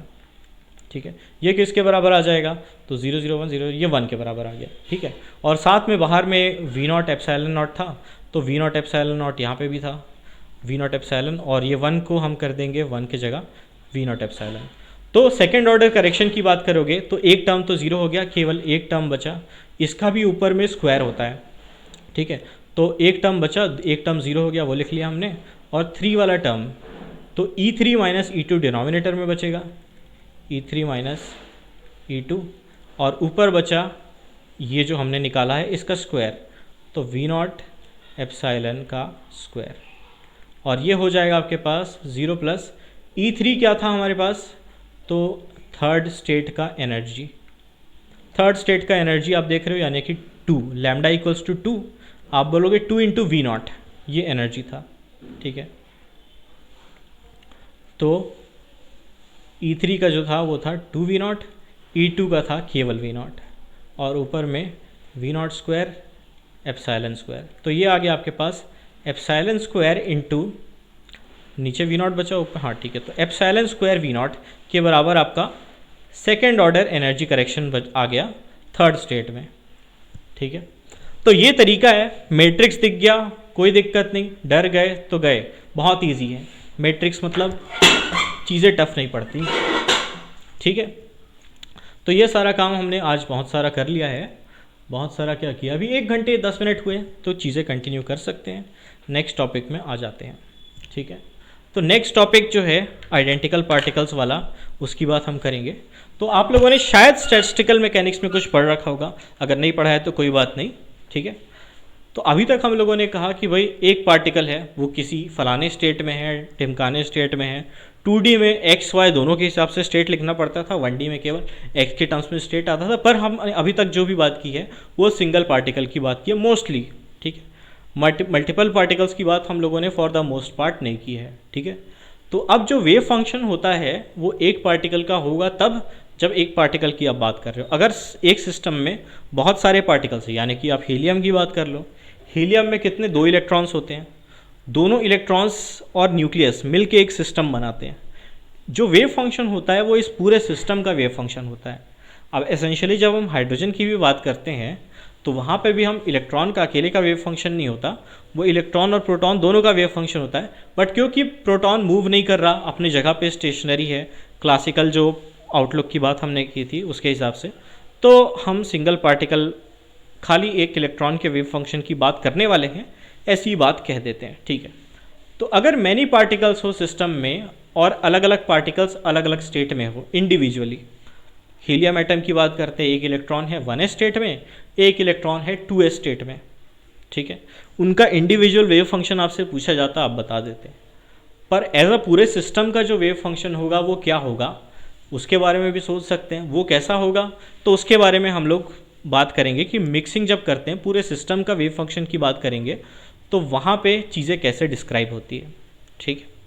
तो आपने क्लास स्टैटिस्टिकल मैकेनिक्स में कुछ ऐसा पढ़ रखा होगा, डिस्टिंग्विशेबल पार्टिकल्स, बोसॉन्स, फर्मियंस, नहीं पढ़ा है तो भी बता देंगे, ठीक है। डिस्टिंग्विशेबल पार्टिकल्स, क्लासिकल पार्टिकल्स जो है, जैसे मान लो इलेक्ट्रॉन है और प्रोटॉन है, सॉरी चलो प्रोटॉन न्यूट्रॉन रख देते हैं, ठीक है। वो दोनों को आपको अलग अलग स्टेट्स में डिस्ट्रीब्यूट करना है, तो वो दोनों एक दूसरे से बिल्कुल डिफरेंट है, एक दूसरे से कोई वास्ता नहीं, कोई सिमिलैरिटी नहीं, ठीक है।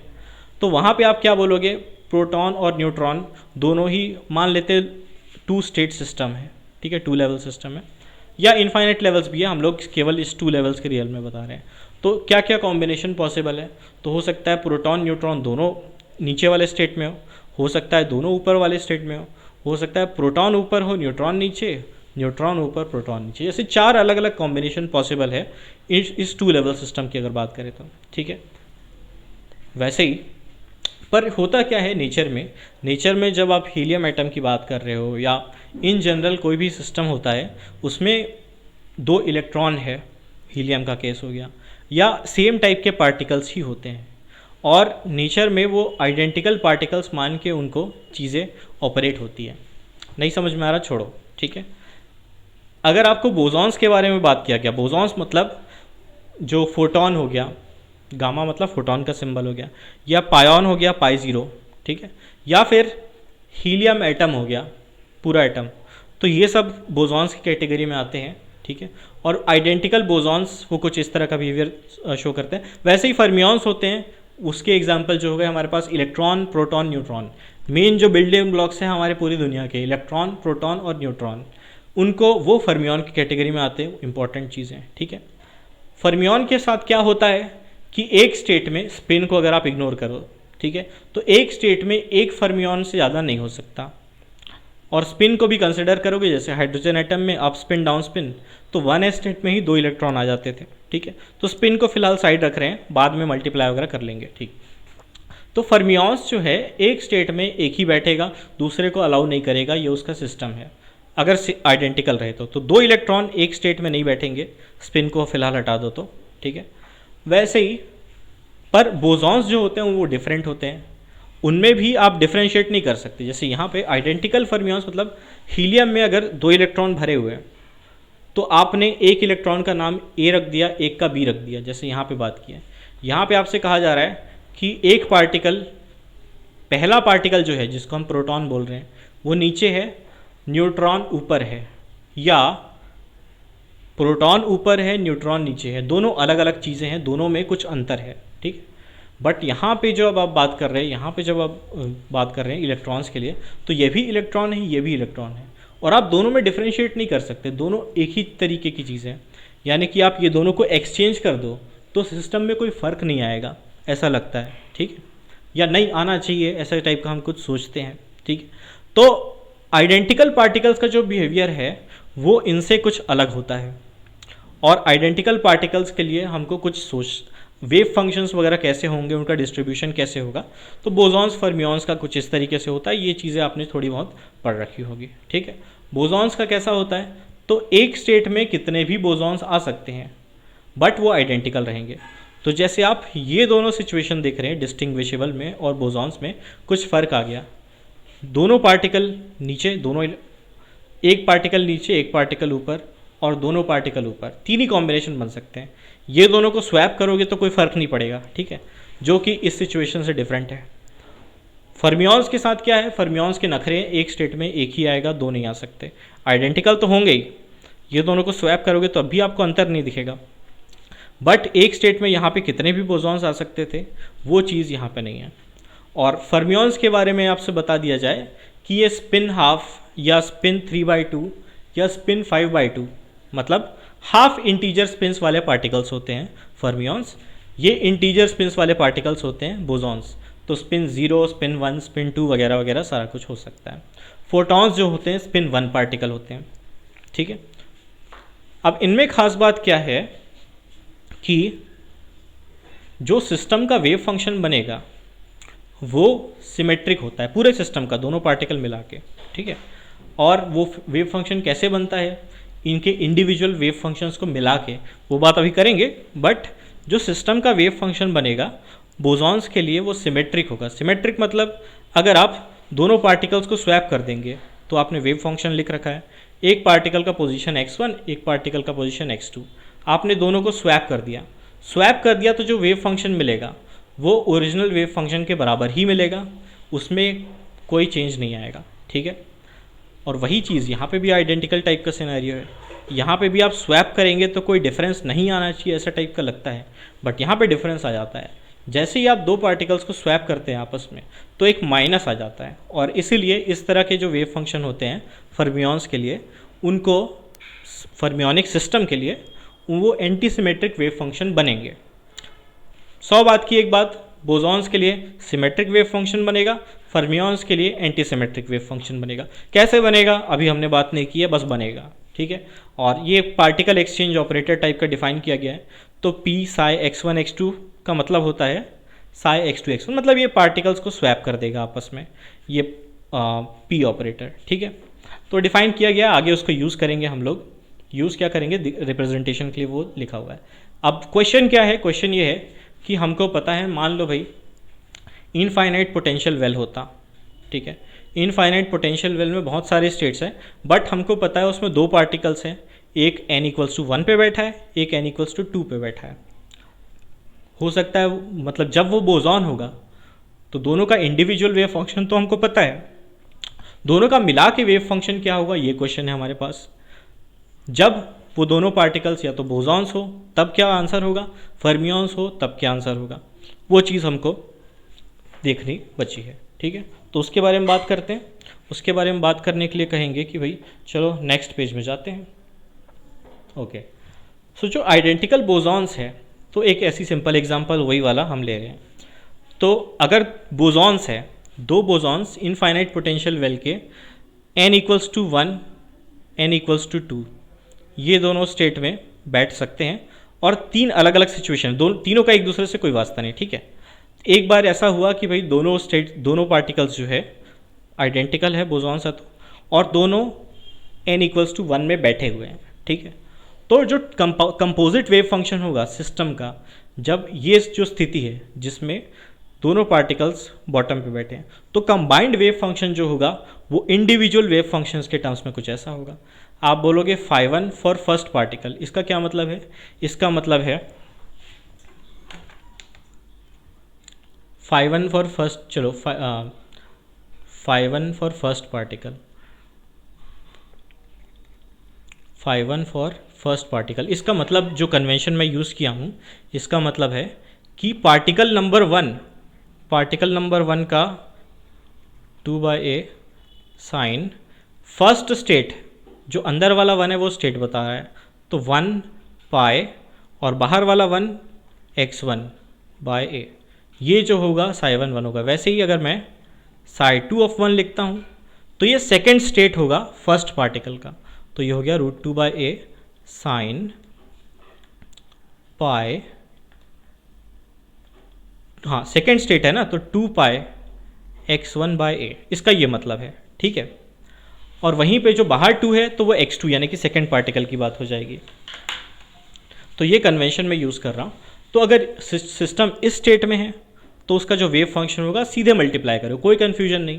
दोनों को स्वैप करोगे तो वही चीज़ मिलना है, कोई अंतर तो आना नहीं है, ठीक है। तो दोनों को स्वैप करोगे, कोई फ़र्क पड़ना नहीं है। आपको डेफिनेट स्टेट पता है कि वो दोनों ग्राउंड स्टेट में है, तो ये भी φ1 में है, ये भी φ1 में है, φ1 ऑफ 1, φ1 ऑफ 2, टोटल क्या हो जाएगा 2/a sine pi x1/a sine pi x2/a, दोनों का मल्टीप्लिकेशन, ठीक है। थर्ड स्टेट, उसमें भी दोनों एक जगह पे, स्वैपिंग का कोई फ़र्क नहीं पड़ता, चीज़ें मामला क्लियर है, ठीक है। मामला क्लियर है, पहला पार्टिकल कहाँ पे 2 में, दूसरा पार्टिकल कहाँ पे 2 में ही है। यहाँ पे पहला पार्टिकल 1 में ही है, दूसरा पार्टिकल भी 1 में ही है, कोई क्लैरिटी का दिक्कत नहीं है। तो आप बोलोगे सीधा सेकेंड स्टेट में फर्स्ट पार्टिकल है, सेकेंड स्टेट में सेकेंड पार्टिकल है फॉर साई 3, मतलब सिस्टम इन स्टेट 3, ठीक है। बट जब आप स्टेट 2 की बात करेंगे तो यहाँ पे कन्फ्यूजन हो सकता है। आप पूछोगे पहला पार्टिकल नीचे है, दूसरा पार्टिकल ऊपर है, क्या ये सही है, या दूसरा पार्टिकल नीचे है, पहला पार्टिकल ऊपर है, ठीक है। तो आप एग्जैक्टली नहीं बता सकते दोनों में से कौन सा ऊपर है कौन सा नीचे वगैरह, ठीक है। बता नहीं सकते मतलब नेचर में इसके लिए जगह ही नहीं है। नेचर कहता है कि दोनों पार्टिकल दोनों जगह है, कुछ ऐसी बात हो रही है, ठीक है। तो आप कह रहे हो पहला पार्टिकल फर्स्ट स्टेट में है, दूसरा पार्टिकल सेकेंड स्टेट में है, साथ साथ पहला पार्टिकल सेकेंड स्टेट में, दूसरा पार्टिकल फर्स्ट स्टेट में, दोनों एक साथ ट्रू है, ठीक है। और सिमेट्रिक बनाने के लिए दोनों के बीच में एक प्लस होना पड़ेगा, यानी कि बोसॉन्स की बात कर रहे हैं तो बीच में प्लस टाइप की चीज़ें आ जाएंगी, और फिर नॉर्मलाइजेशन फैक्टर 1/√2, ठीक। वैसे ही फर्मियंस की बात करेंगे तो वहाँ पे तो ये जो फर्स्ट कॉम्बिनेशन है या थर्ड कॉम्बिनेशन है ये पॉसिबल ही नहीं है, क्योंकि दोनों फर्मियंस एक जगह बैठने ही नहीं है, अलग अलग जगह ही बैठने हैं।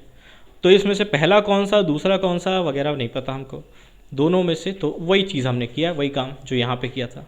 तो आप कह रहे हो पहला पार्टिकल जो है वो फर्स्ट स्टेट में है, दूसरा पार्टिकल सेकेंड स्टेट में है, ठीक है। या फिर आप ये भी बोल सकते हो पहला पार्टिकल सेकेंड स्टेट में है, दूसरा फर्स्ट स्टेट में है। मैं कंसेप्ट बता रहा हूँ, जनरल फॉर्मूला नीचे हम लोग लिख देंगे, ये आपको याद रखने या कंफ्यूज होने की ज़रूरत यहाँ पे नहीं है, ठीक है। तो साई यहाँ पे आ जाएगा और बीच में एक माइनस आ जाएगा, ठीक है। अब यहाँ पे प्लस यहाँ पे माइनस आएगा कि यहाँ पे प्लस यहाँ पे माइनस आएगा, फ़र्क नहीं पड़ता, दोनों में से कोई भी एक चीज़ लिख देंगे सही है, ठीक है। और नॉर्मलाइजेशन के लिए हमने 1/√2 लगा दिया, ठीक है, ओके।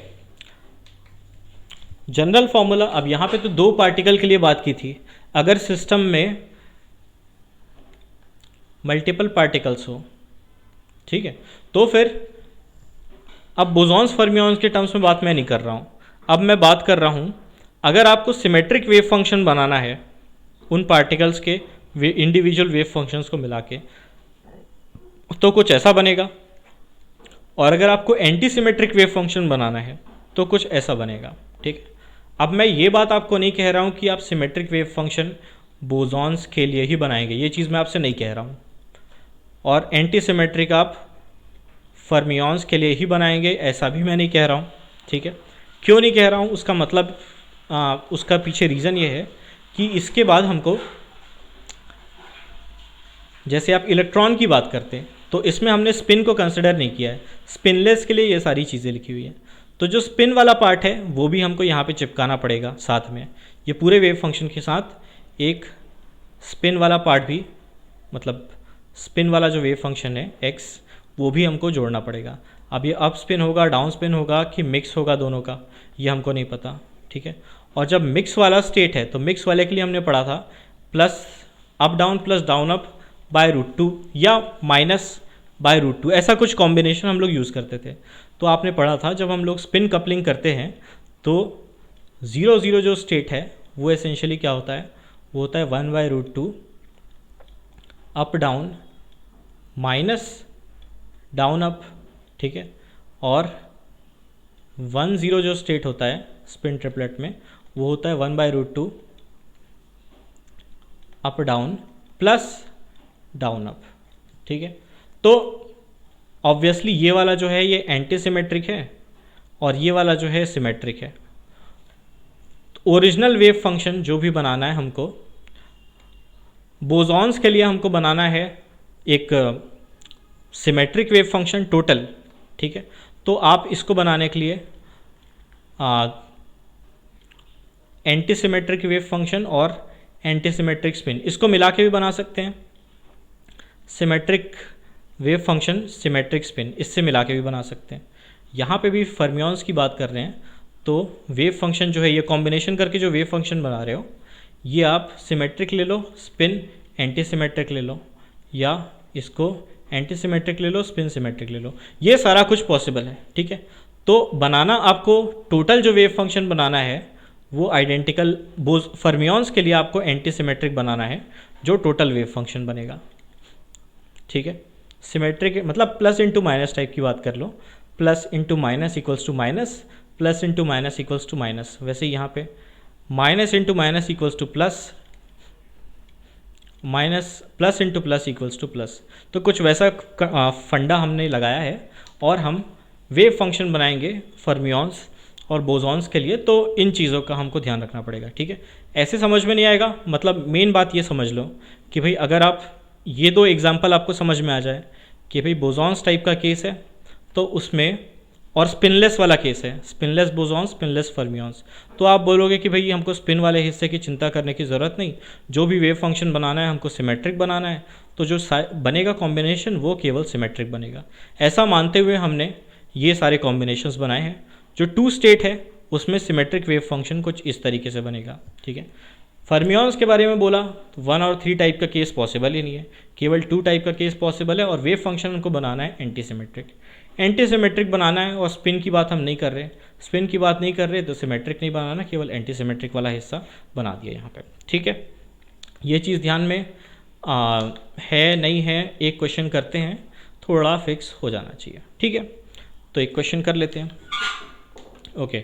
सो मेरे ख्याल से बाकी पीछे की चीज़ें समझ में आ गई होंगी, आई होप। कितना टाइम हो गया, कितना टाइम, ओके। तो 1.5 घंटा लगभग होने को जा रहा है और स्पीड अच्छी है, मतलब बैंडविड्थ की प्रॉब्लम नहीं आई है, डेटा ख़त्म नहीं हुआ है, ओके। सो कंटिन्यू कर रहे हैं, हाँ। तो 2 identical bosons are in infinite potential well of width. They interact weakly with one another via the potential this thing. Find first order correction in ground state and first excited state. ठीक, तो ground state जो है वो कैसा है, तो आप बोलोगे वही जो पोटेंशियल वेल हमने थोड़ा देर पहले लिया था, एक क्वेश्चन सॉल्व कर ही रखा है, ऐसे ही डेल्टा फंक्शन वाला। वो डेल्टा फंक्शन थोड़ा डिफरेंट था, ये थोड़ा डिफरेंट है, ठीक है, ये थोड़ा डिफरेंट है। और यहाँ पे 2 पार्टिकल्स है, यहाँ पे 2 डायमेंशनल सिस्टम नहीं है, यहाँ पे 2 1 डायमेंशनल सिस्टम है, ठीक है। तो आप कहोगे एक पार्टिकल है पार्टिकल नंबर 1 और एक पार्टिकल है पार्टिकल नंबर 2, ठीक है। तो चलो मैं इसको x1 बोल देता हूँ, मैं इसको x2, ठीक है। और इसके करेस्पॉन्डिंग जो n है, ग्राउंड स्टेट में n की वैल्यू जो है, जो मिनिमम एनर्जी हमको चाहिए वो इसकी भी 1 होगी, इसकी भी 1 होगी, ठीक है, n 1 हो जाएगा दोनों का। तो एन एक्स वन बोल सकते हो आप, वन है, एन एक्स टू वन बोल सकते हो। और जो वेव फंक्शन बनेगा, क्योंकि यहाँ पे सेम स्टेट है, कोई कन्फ्यूजन नहीं है और आइडेंटिकल पार्टिकल्स है, चलो वेव फंक्शंस मैं बना देता हूँ। तो इसका जो वेव फंक्शन बनेगा वो कैसा बनेगा, तो आप बोलोगे x1 के लिए तो √2/a sign n bye x1/a, ठीक है। और सेकंड x2 के लिए जो वेव फंक्शन बनेगा, दोनों 1 है, तो इसका भी √2/a, अच्छा n क्या है, n की वैल्यू 1 है, तो ये हो जाएगा 1, तो इसको मैं मिटा दूँ, साइन पाई x1/a, क्योंकि n 1 है उसका, ठीक है। सिमिलरली साइन पाई x2/a, ठीक है। ये हो गया wave function, combined wave function दो पार्टिकल्स का। और क्योंकि दोनों सेम स्टेट में है, कन्फ्यूजन का कोई चांस नहीं है। फर्मियंस हो, बोसॉन्स हो, खैर बोसॉन्स ही होंगे, फर्मियंस तो अच्छा बोसॉन्स गिवन है ना, हाँ आइडेंटिकल बोसॉन्स है, तो ग्राउंड स्टेट कुछ इस तरीके से हो गया, ठीक है। अब ओके, क्या फाइंड करना है हमको, first order correction, energy correction in ground state first, हाँ ठीक है। तो हमको साई एच प्राइम क्या है हमारे पास, ये है एच प्राइम, तो -a/v0 del x1 - x2 Sai, कुछ इस तरीके से आ गया। ये क्या हो जाएगा, ये हमारे पास -a/v0 और फिर इंटीग्रल साई यानी कि 2/a बाहर निकाल लिया दोनों का, ठीक है। इंटीग्रल ऑफ साइन पाई/a को मैं k कह देता हूँ, तो k x1 k x2 dx1 dx2, ये टोटल इंटीग्रल हो गया। अच्छा सॉरी, डेल्टा फंक्शन तो भूल ही गए, sign k x2 delta x1 minus x2 dx1 dx2, ठीक है। अब डेल्टा x1 माइनस x2 और दोनों इंडिपेंडेंट टाइप की चीज़ें हैं, दो इंटीग्रल, ठीक है। तो हम x1 x2 इंडिपेंडेंट है एकदम एक दूसरे से, ठीक है। तो दोनों में से एक को इंटीग्रेट कर लेते हैं, मान लो x2 को इंटीग्रेट कर लेते हैं, तो x2 को इंटीग्रेट करेंगे यहाँ पे, ठीक है।